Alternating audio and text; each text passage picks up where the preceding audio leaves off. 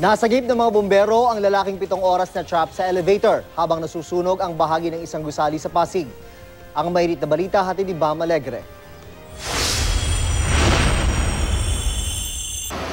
Nilamon ng apoy ang ika-6 na palapag ng isang gusali sa J. Cruz Street sa Barangay Ugong, Pasig bago maghating gabi.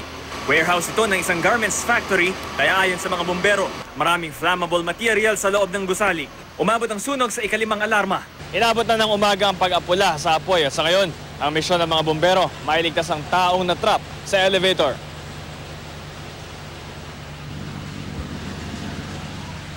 Pitong oras na nakulong sa elevator ang empleyado ng factory na si Jovel Ong, pero nakakapag-text pa raw siya.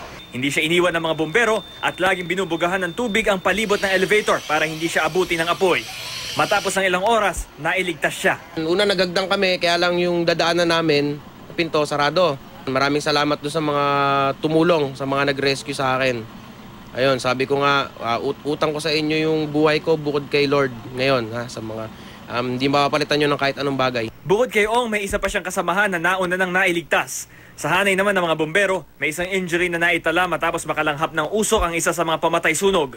Nakontrol din kalaunan ng sunog gamit ang mga makabagong paraan tulad ng firefighting foam na hinalo sa tubig at high-tech na fire ladder. Inaalam pa ng mga investigador ang sanhi ng apoy. Maraming ginamit, may ventilation pang ginamit.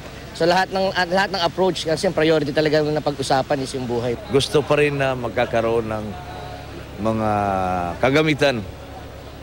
At sabi na, sana matulad kami sa Davao ng puno ng kagamitan. Ang pamamahala ng ating bagong presidente, yung 911 na asahan nila na ma-adapt sa ating buong Pilipinas. Bam Alegre, GMA News.